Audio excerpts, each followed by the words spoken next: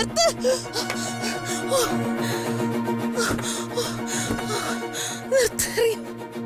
ഇവര് തന്നെ എന്താ മൈ മൈ പ്രധാനപ്പെട്ട ഒരു കാര്യം മോനോട് പറയാൻ വേണ്ടിയാ ഞാൻ മാറി നിന്നത്. പെട്ടെന്ന് പോന്നപ്പോ വേറെ മാർഗം ഇല്ലാത്തോണ്ട് ഇടവഴി കൂടെ ഓടി വന്നതാ. അളർന്നുപോയി. എന്താ അമ്മയ്ക്ക് പറയാനുള്ളത്?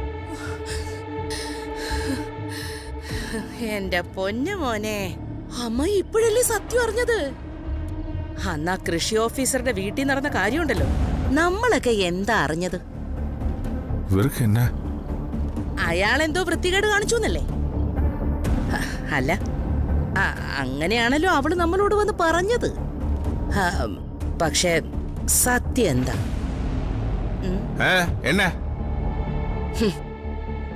അവൾ അവിടെ ചെന്ന ദിവസം മുതല് അയാളുടെ അടുത്ത് ചെന്ന് മുട്ടാനും ഒരസാനും ഒക്കെ തുടങ്ങി. ഞാൻ അയാളെ കണ്ട് ചോദിച്ച കാര്യം പറയണേ.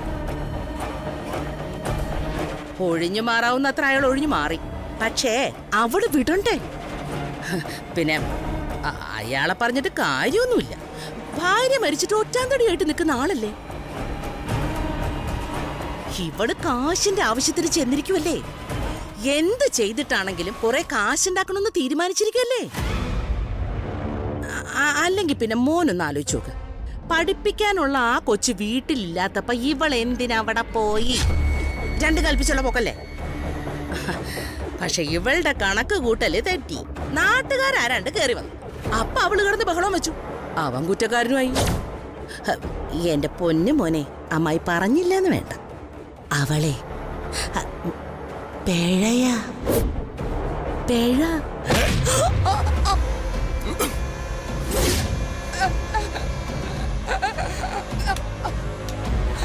നിത്യയെക്കുറിച്ച് നീ നാവ് കൊണ്ട് അനാവശ്യം വല്ലതും പറഞ്ഞാലുണ്ടല്ലോ, കൊന്ന് കുടിച്ചു മൂടും ഞാൻ. അമ്മായി ജീവൻ സാറ് ചേഞ്ച് ആയി പോയിടിച്ച്. അത് തെരിയാമ ഏതാവ് ചൊല്ലിട്ട് വെറുതെ സാകാൻ നിക്കണ്ട. നിത്യ എന്റെ പെണ്ണാ, ഞാൻ ആത്മാർത്ഥമായിട്ട് സ്നേഹിക്കുന്ന പെണ്ണ്. അമ്മയായാലും ശരി, മോനായാലും ശരി, വൈരാഗീയത്തോടെ മറന്ന നിങ്ങൾക്ക് കൊള്ളാം. ഇല്ലെങ്കിൽ തീർത്ത് കളയും ഞാൻ.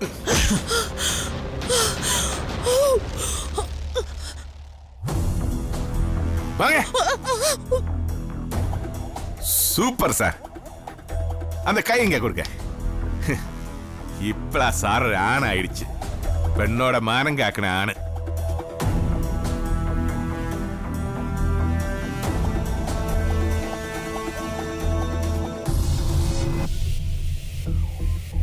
അവൾ എന്റെ പെണ്ണടാ. ഒരു തെറ്റായ വാക്കുപോലും അവളെ ഒരാൾ പറഞ്ഞ ഞാനത് സഹിക്കില്ല.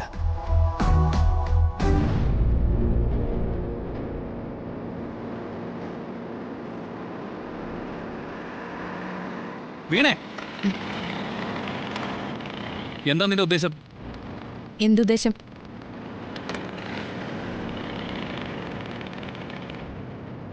വീണ നിൽക്കാൻ.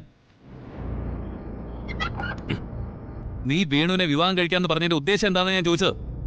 ഇത്രയും നാള് വേണുവായിട്ടുള്ള വിവാഹത്തിന് സമ്മതിക്കാത്തതായിരുന്നല്ലോ പ്രശ്നം. നീ കളിക്കല്ലേ? ഇടി, ഇത്രയും കാലം ഉണ്ടായിരുന്ന പോലെയാണ് ഇപ്പൊ നിന്റെ അവസ്ഥ. അമ്മാവനോടൊന്നും തുറന്നു പറയാത്തതേ ആ മനുഷ്യന്റെ നില തെറ്റിപ്പോകുന്ന ഓർത്തിട്ടാ. അത് നീ തെറ്റിക്കരുത്. എടി, വേണുവിനെ വിവാഹം കഴിക്കാൻ നിനക്ക് എങ്ങനെ തോന്നിയടി? എന്റെ ഭാവിക്ക് നല്ലതെന്ന് തോന്നിയത് ഞാൻ ചെയ്യും. എടി, ഇത്രയൊക്കെ സംഭവിച്ചിട്ടും ഒരു മഹാകാര്യം നടന്ന പോലെയാണല്ലോ നീ സംസാരിക്കുന്നത്. നീ വന്നേ, ഇപ്പൊ തന്നെ അമ്മാവന്റെ മുന്നിൽ പോയിട്ട് നിനക്ക് എന്താ സംഭവിച്ചെന്നുള്ളത് നീ പറയണം. പറ്റില്ല. എന്റെ തലയിൽ തീ കോരിട്ടിട്ട് നീ മാത്രം അങ്ങനെ രക്ഷപ്പെടണ്ട. ഇങ്ങോട്ട് എടി, വന്ന് വണ്ടി കയറാനാ പറഞ്ഞത്.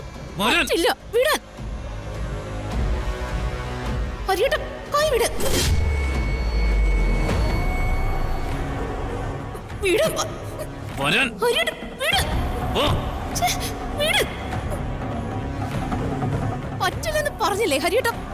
ഹരിയേട്ട കൈ വിട്.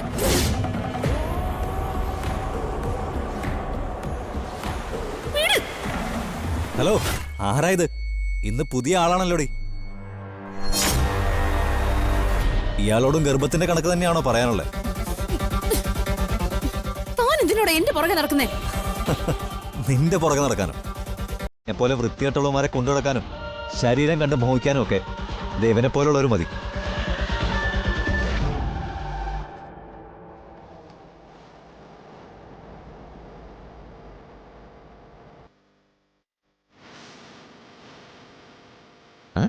സാർ இந்த ആള്. ഓ, താനായിരുന്നു. രാവിലെ പരിചയപ്പെട്ടപ്പോൾ ഞാൻ കരുതിയത് താൻ കുറച്ച് മാന്യനാണെന്ന്. എന്താ ഇവളുമായിട്ടുള്ള ഇടപാട്? പറഞ്ഞ കാശ് കൊടുത്തില്ലേ? അതാണോ വഴി കിടന്നുള്ള ഈ തർക്കം? അനാവശ്യം പറയരുത്. ഇവൾ ആരാണെന്നാ താൻ കരുതിയിരിക്കുന്നത്? ഇനിയിപ്പോ കൂടി വന്നാൽ തന്റെ പെണ്ണോ പെങ്ങളോ എന്നൊക്കെ താൻ പറയുമായിരിക്കും. പക്ഷെ രണ്ടായാലും ഇവളുടെ കയ്യിലിരിപ്പ് എന്താണെന്ന് എനിക്കറിയാം. എന്തായാലും ഇവള് ഗർഭിണിയാണല്ലോ. താനും ഇവളുടെ പിന്നാലെ നടക്കുന്നവരും കൂടി നറുക്കിട്ട് തീരുമാനിക്കും വയറ്റി കിടക്കുന്ന കൊച്ചിന്റെ തന്ത ആരാണെന്ന്.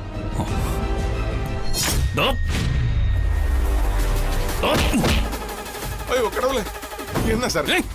വിടുங்க സാർ. സാർ സാർ വിടുங்க സാർ. സാർ അയ്യാ വിടുங்க അയ്യാ. എന്നയ്യാ എന്റെ ദേഹത്ത് കൈവച്ചിട്ട് ഇവൻ അങ്ങനെ പോണ്ട. എന്നയ്യാ ഇതല്ല സാർ, വിടുங்க സാർ. അയ്യാ സാർ വിടുங்க സാർ. വിടുங்க അയ്യാ. ഏയ് ഓടിവാങ്ക. അയ്യാ വിടുங்க അയ്യാ.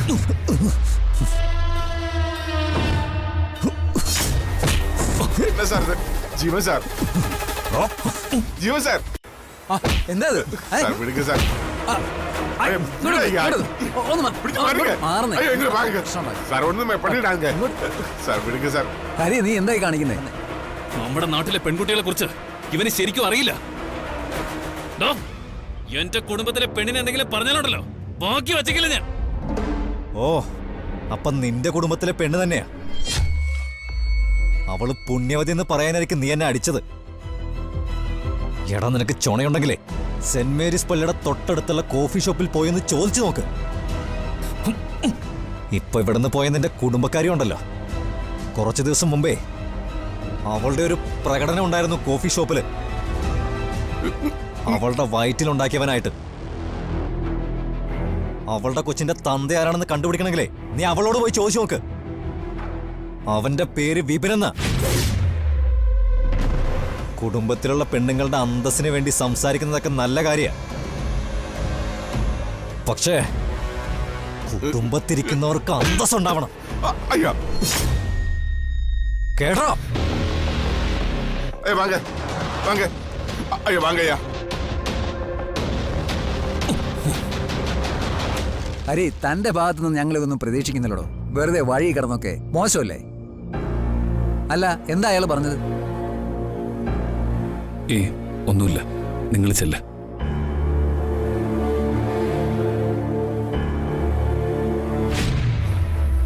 എടാ, നിനക്ക് ചുണയുണ്ടെങ്കിലേ സെന്റ് മേരീസ് പള്ളിയുടെ തൊട്ടടുത്തുള്ള കോഫി ഷോപ്പിൽ പോയെന്ന് ചോദിച്ചു നോക്ക്.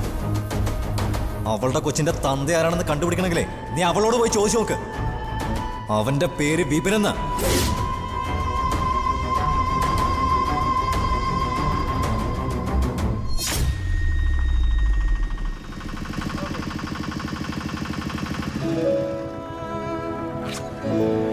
നൂറല്ലേ? അതെ.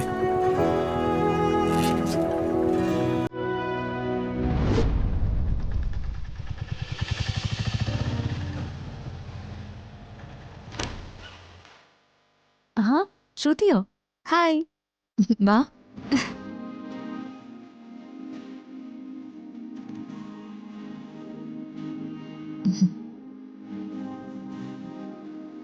ഞാൻ കരുതി സാറ ഓക്കെ ആയിട്ടുണ്ടാവുമെന്ന്. വല്ലാത്ത ക്ഷീണം ഉണ്ടല്ലോ മോത്ത്. ഇന്നലെ വൈകുന്നേരം ഒന്ന് പനിച്ചു. രാവിലെ അധിക നേരം കിടക്കുകയും ചെയ്തു. അതുണ്ടാവും. അപ്പൊ സാറയുടെ പ്രോഗ്രാംസ് മൊത്തം പാളി കാണുമല്ലോ. അതെ, പക്ഷേ ശ്രുതി ഇത്ര പെട്ടെന്ന് ഇങ്ങോട്ട് വരുമെന്ന് ഞാൻ കരുതിയില്ല കേട്ടോ. നമ്മൾ തമ്മിൽ കാണേണ്ട കാര്യമുണ്ടായിരുന്നു. മേ ബി സാറയ്ക്ക് ആക്സിഡന്റ് പറ്റി ഞാൻ കണ്ടതുപോലും ഒരു നിമിത്തമായിരുന്നു. അപകടം ഒരു നിമിത്തോ? ഇടിച്ച വണ്ടി എനിക്കറിയാം. കേസ് കൊടുക്കാമെന്ന് ഞാൻ പറഞ്ഞപ്പോ സാറ കേട്ടില്ലല്ലോ. പക്ഷേ ഞാൻ ഇവിടുന്ന് തിരിച്ചിറങ്ങുമ്പോ സാറ ഇടിച്ച വണ്ടി അപ്പുറത്തെ പോർച്ചിൽ കിടക്കുന്നത് ഞാൻ കണ്ടു. ഞാനവിടെ കയറുകയും ചെയ്തു. എന്നിട്ട് അതാ ഞാൻ പറഞ്ഞത് ഒരു നിമിത്തമായിരുന്നു എന്ന്. ആ വണ്ടി ഓടിച്ച ആളെ ഞാൻ അവിടെ കണ്ടു. സാറയെ കൊല്ലാൻ ഉദ്ദേശിച്ച അതേ ആളെ, ജീവനെ.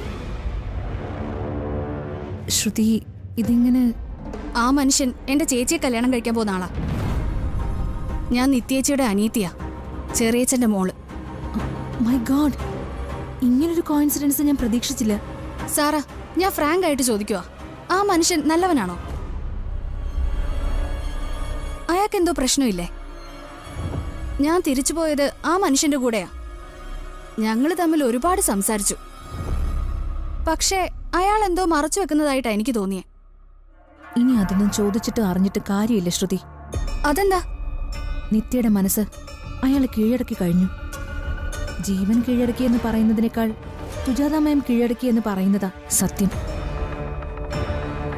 നിത്യയുടെ അച്ഛന്റെ മനസ്സില് ആ വീട്ടിലുള്ളവരെല്ലാം പുണ്യ വിഗ്രഹങ്ങളാ. അതിലേക്കൊരു കളങ്കം തെറിപ്പിക്കാൻ ആര് തയ്യാറായാലും അവർ രണ്ടുപേരും എതിർക്കും. ജീവനെക്കുറിച്ചുള്ള കാര്യങ്ങളൊക്കെ നിത്യയോട് ഞാൻ നേരിട്ട് പറഞ്ഞതാ. നിത്യ അത് വിശ്വസിച്ചതായിട്ട് എനിക്ക് തോന്നിയില്ല. അതിനു പുറകെ ജീവൻ വന്നു. എത്ര ഭംഗിയായിട്ടാ അവനത് കവർ ചെയ്തതും അഭിനയിച്ചതും ഒക്കെ. He's a born criminal. ആരെ അപകടപ്പെടുത്താനും ആരെ കൊല്ലാനും ഒരു മടിയുമില്ല. നിങ്ങൾ തമ്മിൽ എന്താ ഇത്ര പക? അതിന്റെ കാരണം അവന്റെ അടിസ്ഥാന സ്വഭാവം. അല്പം ഫാഷനബിളായിട്ട് വസ്ത്രം ധരിക്കുകയും ഭംഗിയായിട്ട് ഒരുങ്ങുകയും ചെയ്യുന്ന സ്ത്രീകൾ മോശമാണെന്നുള്ളതാ അവന്റെ ഉള്ളിലുള്ള ധാരണ. ഞാനൊരു മോഡലാണല്ലോ. എത്രയോ തവണ എന്തൊക്കെ ചെയ്തിരിക്കുന്നു എന്നറിയോ? ഒരിക്കൽ ഞാനിവിടെ ഉണക്കാനിട്ടിരുന്ന ഫാഷൻ ഡ്രസ്സുകൾ മുഴുവൻ വെട്ടിമുറിച്ച് നശിപ്പിച്ചു. വേറൊരിക്കൽ എന്നെ അന്വേഷിച്ച ഒരു ഫേമസ് ഡയറക്ടർ വന്നു. സത്യത്തിൽ എനിക്ക് അദ്ദേഹത്തിന്റെ സിനിമയിൽ ഒരു വേഷം ഉണ്ടായിരുന്നു. തെറ്റിക്കയറി അദ്ദേഹം വഴി ചോദിച്ചത് ജീവന്റെ വീട്ടിലാ. എന്നെ തിരക്കിയതുണ്ടാവും. ജീവൻ അയാളെ ക്രൂരമായി മർദ്ദിച്ചു. അയാളെ തിരിച്ചും പോയി. എന്റെ ചാൻസും അതോടെ പോയി. അങ്ങനെ വൈരാഗ്യം വളരാൻ ഓരോരോ കാര്യങ്ങൾ. സാറേ, ഇതൊന്നും സുജാത ആന്റിയോട് പറഞ്ഞിട്ടില്ലേ? പറഞ്ഞിട്ട് കാര്യമില്ല. പറഞ്ഞാൽ വിശ്വസിക്കേയില്ല. ആ കോമ്പൗണ്ടിനകത്തേക്ക് കയറിയ അവനെപ്പോലൊരു പാവം ഈ ലോകത്തില്ലെന്നേ ആളുകൾക്ക് തോന്നൂ. അമ്മ പറയുന്നത് എന്തു അനുസരിക്കും. അനിയത്തെ പ്രാണനാണ്. അങ്ങനെ ചാർത്തിക്കൊടുക്കുന്ന ക്വാളിഫിക്കേഷൻസ് ഒരുപാടുണ്ട്. സാറ പറഞ്ഞത് നിത്യേച്ചി വിശ്വസിച്ചാലും ഇല്ലെങ്കിലും ഇങ്ങനൊരാള് എന്റെ ചേച്ചിയുടെ ജീവിതത്തിലേക്ക് വന്നുകൂടാ. അതുകൊണ്ട് എനിക്ക് അയാളെക്കുറിച്ചുള്ള മുഴുവൻ കാര്യങ്ങളും കേൾക്കണം. സാറ അതെന്നോട് പറഞ്ഞേ പറ്റൂ. ശ്രുതി, അത് നിത്യേച്ചി എന്നെ പോലെയോ സാറേ പോലെയോ അല്ല. സന്തോഷം വന്നാൽ ചിരിക്കാനും സങ്കടം വന്നാൽ കരയാനും മാത്രം അറിയുന്നൊരു പാവമാണ്. ഒച്ച വെക്കുകയില്ല, പ്രതികരിക്കുകയില്ല. അടങ്ങി ഒതുങ്ങി ഒരു അടിമയെ പോലെ ജീവിതകാലം മുഴുവൻ കഴിച്ചുകൂട്ടേണ്ടി വരും. എനിക്ക് എന്റെ ചേച്ചിയെ രക്ഷിച്ചേ പറ്റൂ. Sara, please. ഞാൻ പറയാം.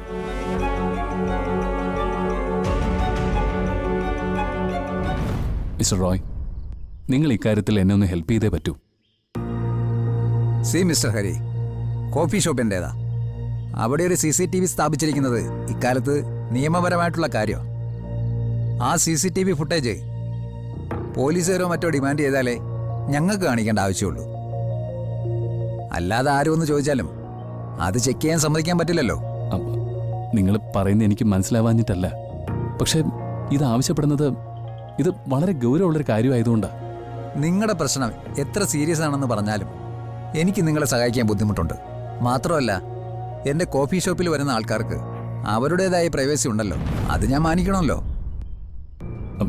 പ്ലീസ്, ഞാൻ നിങ്ങളോട് അപേക്ഷിക്കാം. ഇതൊരു പെൺകുട്ടിയുടെ ജീവിത പ്രശ്നമാണ്. ജീവിത പ്രശ്നം? അതെന്താ?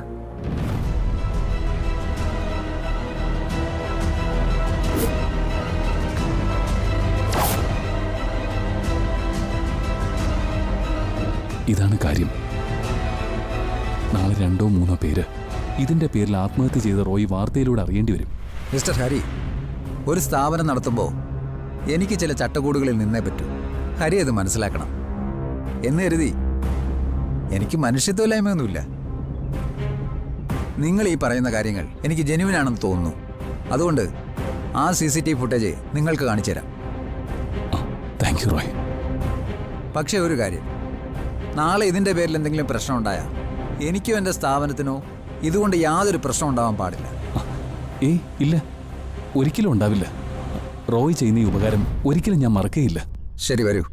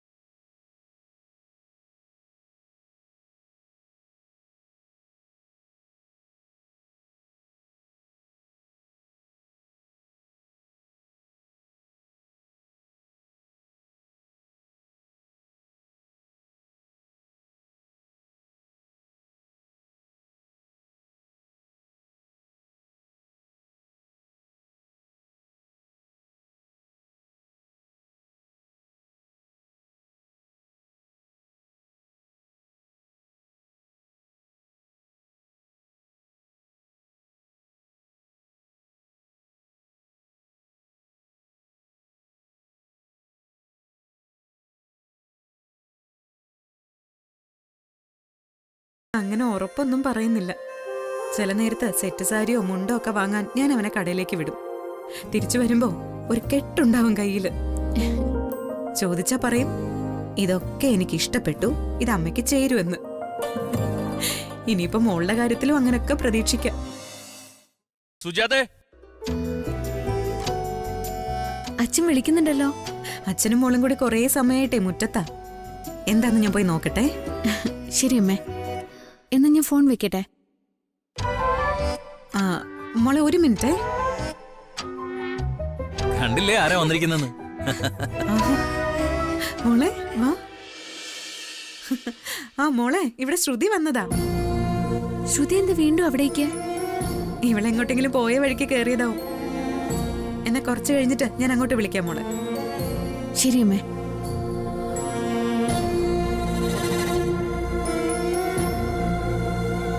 ഇവളെന്താ വീണ്ടും അവിടെ പോയത്? ദേ ഒരു കാര്യം ഞാൻ പറയാം സുജാതേ. ഈ സാറെ തിരക്കി ശ്രുതിമോള് വന്ന ഈ വരവുണ്ടല്ലോ, അത് അംഗീകരിക്കാതിരിക്കാൻ പറ്റില്ല. അല്ല, ഇപ്പോഴത്തെ യൂത്തിനെ കുറിച്ച് എന്തൊക്കെ അഭിപ്രായം? ഒരു പ്രശ്നമുണ്ടായാൽ ആ വഴിക്ക് അവരെ കാണില്ലെന്നല്ലേ? പക്ഷേ സാറയ്ക്ക് സുഖമായോന്നറിയാൻ വേണ്ടി ശ്രുതിമോള് വീണ്ടും വന്നല്ലോ. കണ്ട് പഠിക്കടേ. അച്ഛാ, നിത്യേച്ചിയുടെ ആലോചന വന്നപ്പോഴേ അമ്മ എന്നെ തള്ളി പറയാൻ തുടങ്ങിയതാ. ഇനി ശ്രുതി വരുന്നതോടെ അച്ഛനും കൂടി എന്നെ തള്ളി പറഞ്ഞ ഞാൻ എവിടെയെങ്കിലും ഇറങ്ങി പോകും കേട്ടോ. ഞാൻ വന്നത് കുഴപ്പമായോ? അങ്ങനെയൊന്നുമില്ല. ശ്രുതി വന്ന എല്ലാവർക്കും സന്തോഷല്ലേ ഉള്ളൂ. ജീവൻ ഇപ്പൊ വരും. അവൻ നിത്യയുടെ അടുത്ത് പോയിട്ട് ഇങ്ങോട്ട് പോകുന്നതേ ഉള്ളൂ. മോള് വാ.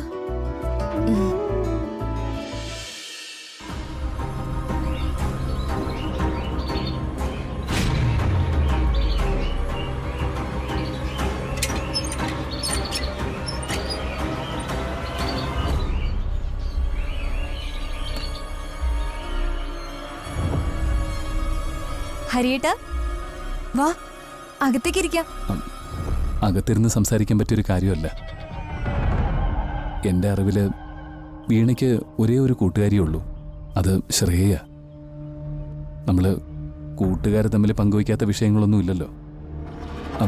വീണയ്ക്ക് ആരോടെങ്കിലും അടുപ്പമുണ്ടോ? എനിക്കറിയില്ല. ശ്രേയ, ഞാൻ പറയുന്നത് വളരെ ഗൗരവമുള്ളൊരു കാര്യമാണ്. അമ്മാവൻ വീണയുടെ വിവാഹം ഏകദേശം ഉറപ്പിച്ചിരിക്കുക. അത് ഞാൻ അറിഞ്ഞു. വീണയ്ക്കൊരു പ്രണയബന്ധമുണ്ട്. എല്ലാ തരത്തിലും അതിരുകൾ ലംഘിച്ചൊരു പ്രണയം. ആ ബന്ധത്തിൽ അവള് ഗർഭിണിയാ. എന്ത് ഭ്രാന്തായി ഹരിയേട്ടൻ പറയുന്നേ? ഭ്രാന്തൊന്നുമല്ല, സത്യമാണ് ഞാൻ പറയുന്നത്.